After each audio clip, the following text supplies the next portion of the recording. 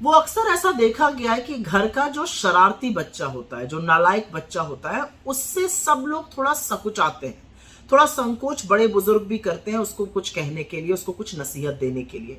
और कई बार balancing act के चक्कर में जब उसको नसीहत देते हैं तो थोड़ा सा ज्ञान जो शरीफ बच्चा घर का होता है उसको भी दे देते हैं। ये सर्वथा गलत है, ऐसा नहीं करना चाहिए, लेकिन ऐसा अमूमन देखा गया है।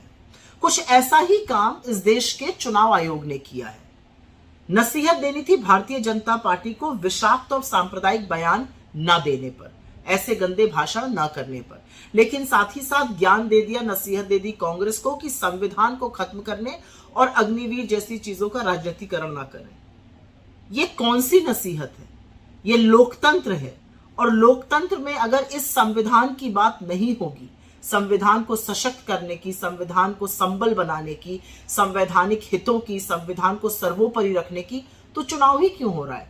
असलियत तो यह है कि चुनाव भी इसी संविधान के निहित हो रहा है। जब बरेली में एक दलित को पीटा जाता है क्योंकि वो अपनी मर्जी से वोट डाल रहा है, या एक आदिवासी के सर पर बीजेपी का नेता पेशाब करता है, तो संविधान की याद दिलानी पड़ेगी ना, हकों की याद दिलानी पड़ेगी ना लोगों को। तो संविधान पर चर्चा नहीं होगी तो चुनाव कराने का ही क्या मतलब है? दूसरी बात कही गई अग्निवीर पर ना बोले। अरे क्यों ना बोले अग्निवीर पर? यह देश दुनिया का सबसे युवा राष्ट्र है, और सबसे युवा राष्ट्र में 24 साल के लड़के को रिटायर किया जा रहा है।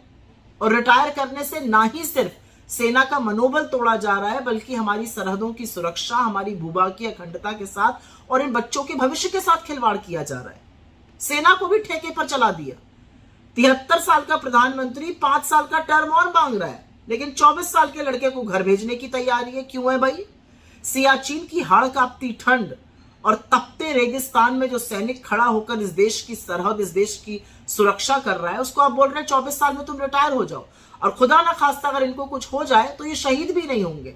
और ऐसी अग्निवीर पर हम बात ना करें, वो अग्निवीर जिसने लोगों को उद्वेलित किया हुआ है। तो मैं एक बात का शुक्रिया अदा करना चाहती हूं कि अंततोगत्वा चुनाव जो है वो युवाओं के हक पर, संविधान पर, आरक्षण पर, ऐसी चीजों पर, मूल मुद्दों पर आकर रुक गया है। हमें यह बताने का साधुवाद कि अगले 2 चरण इस संविधान को बचाने की मुहिम को और तेज करना है, इस संविधान को सशक्त करने की आवाज को और बुलंद करना है। अगर लोकतंत्र में संविधान पर बात नहीं होगी, युवाओं के भविष्य, उनके हक पर बात नहीं होगी, तो बात होगी क्या? चुनाव का मतलब क्या है?